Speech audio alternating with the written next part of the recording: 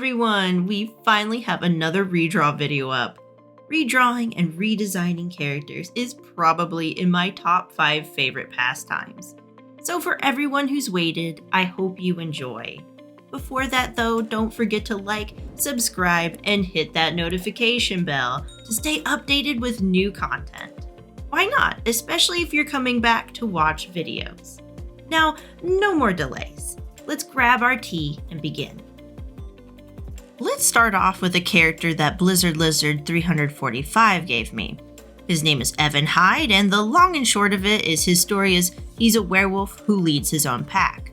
He's brash, cocky, and comes off a bit crass. So keeping this in mind, I started to redraw him. In my headcanon, Evan is basically overcompensating. He has just all this pressure on him, and he just needs to be a little over the top so people will just take him seriously. After all, werewolf alphas are to be bold and fearless, unfazed by even the largest of problems. Because of this, he dresses more edgy, giving that "don't mess with me" vibe. He's actually a pretty good leader, despite all of the pressure he's under. Now, I didn't want to stray too far from the original outfit. I really just added some tears to his jeans just to lean more into that bad boy feeling. And I did incorporate that werewolf logo on his shirt since it was just a bit blank there, and I wasn't sure how to add it anywhere else. Now that I've been sitting and observing this picture for a few weeks, I think I would end up liking to fix the head and the neck if I were to ever do this again. They just don't quite look how I'd like them to look, but that's really for another time. The next character is Pierce by Majestic Squid. First of all, when I saw this character, I was so excited. Not only am I just this huge Transformers dork, but this character is clearly based on a Viacon from Transformers Prime.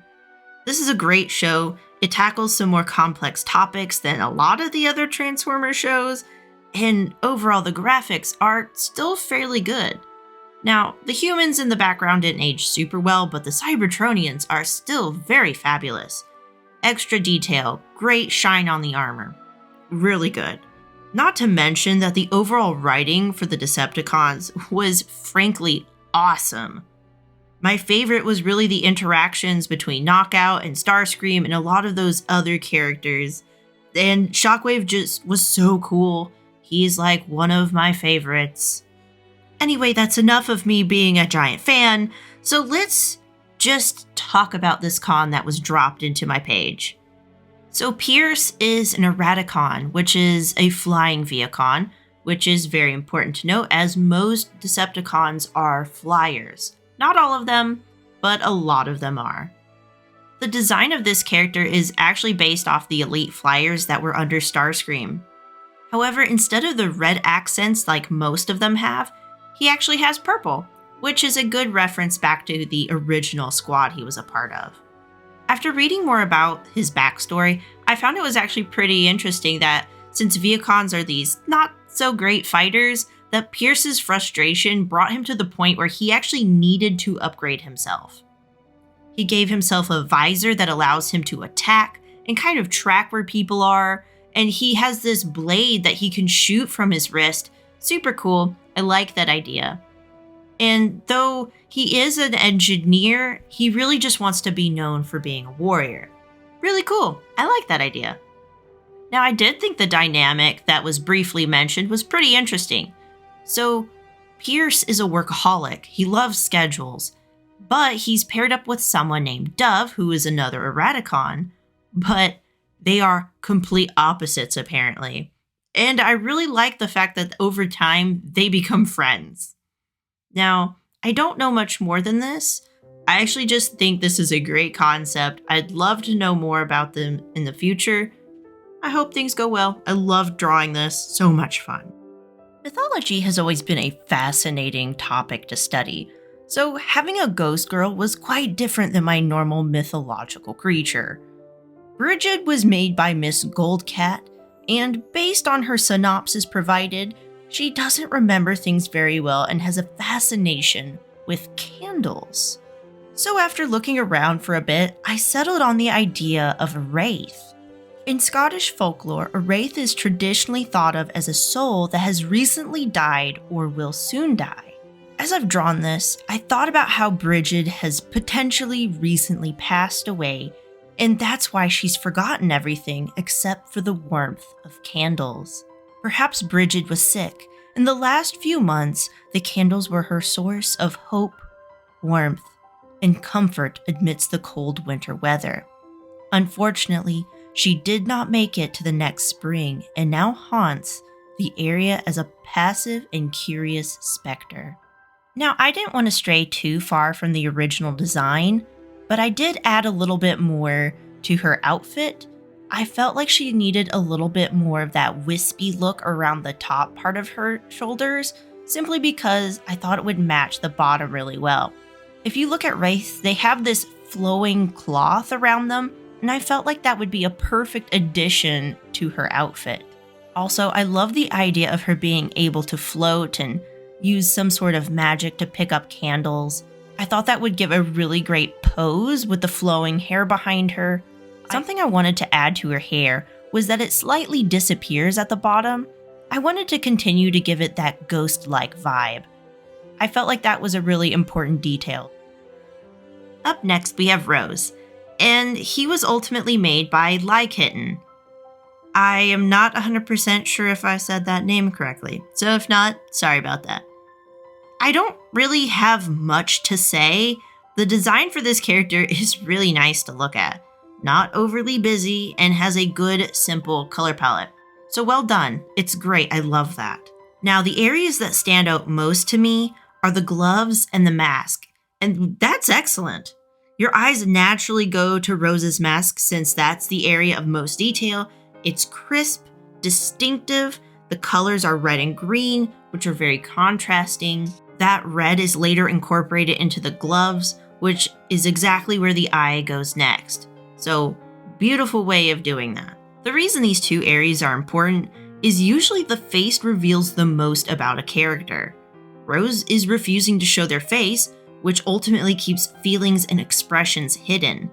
The mask doesn't come off as evil or aggressive, which could be interpreted as deception. This could be to lure someone into a false sense of security. Then, when looking at the gloved hands, this can reveal the intentions of the character, to harm. In one hand, there's a bat ready to bludgeon their enemies. The gloves are telling because Rose clearly doesn't want to be caught due to being reckless with the bat and leaving fingerprint evidence. Maybe I'm overthinking this. There wasn't exactly much for me to go off of, but it was a fun headcanon, and I love to overanalyze things. Our next companion is this dear dragon friend named Other Names. Yes, his name is Other Names. Other Names was made by Dragon Dino Lover 84. Dragon Dino Lover 84 stated that they loved wingless dragons, and I couldn't help thinking about the Eastern dragons. Large, majestic, snake-like dragons that were wise and dominated the air with their large bodies. It was cemented more for me when I learned that this character had fur. How perfect! So here I'm gonna go on my short little headcanon story. Other Names was a giant, gentle dragon amongst the others of his kind. As one of the eldest, his scales shined from radiance, his fur from his inherent divinity. When he could be found, which was a rare occurrence, he would bestow wisdom upon the ones who discovered him. Yet, year after year, he watched as mortals did not learn from his words. Slowly, the mortals scarred the land all the way to his home deep within the mountains. At first, he tried to guide them away from his home, first by kind words and then by tricks. Eventually, it came to having to scare them. That is, till one day, a human army tried to bind and capture him. His body was hotter than the sun, blood boiling in rage at such an offense. In such a state, the dragon larger than the mountain range flattened the area, scorching the people, land, and all. Nothing and no one was spared, not even the smallest of animals. Because of this, the dragons confronted him, ultimately branding and stripping him of his true name. The black brand on his thighs are the warning to mortals of the danger and disgrace this dragon had become. Like I've said many times, I have no idea if this is how the backstory works for these characters. Now this one doesn't have a reference picture, so I'm going to be showing the comment at the end. So this character was requested by Red Bear Ricky YT. You'll notice that I start off with this character being black, while the comments requested red. I do end up changing that later, but for now we're just going to continue with this. Now I didn't have a lot to go on, but I did briefly see that this description did match their YouTube logo. I really couldn't see it well, so I took a lot of creative liberties and went from there. Since this character is related to Bowser, I went and researched a couple different forms of this character. I ended up settling on a black one that looked like it might be good for an animatronic. Had some blacks and some hot reds, enough to give it some dimension. With the combination of Bowser and the animatronic bear, I decided it would be appropriate to lay into the whole glam rock animatronic look. This would help account for the spikes, but it's not a full glam rock, but it certainly is close in design. Not only that, but this character does strike me to have a lot of sass and confidence, and that really encapsulates a glam rock animatronic, like hardcore. You'll notice that the spikes are a glowing color. This is actually a great way for me to have called back to that original Bowser reference. I do want to say that I really do like this idea of having two different forms. Maybe out on stage by day he's black and relatively simple, kind of looking like Lefty. But when it comes to night and there's different types of light, the body can glow red. Kind of similar to the idea of how black lights work, except with tones of red. Overall, there's just not much more to say since there was no reference picture or really any history to go off of. This is really what I got. Thanks everyone for watching. If you'd like to see more art like this, you can head over to my DeviantArt page. Now for everyone who had a picture done, I'll message you on DeviantArt, or you'll need to reach out to me at bobabubbly@gmail.com to receive your pictures. I won't hold you any longer. I just want to say I'll see you later. Bye.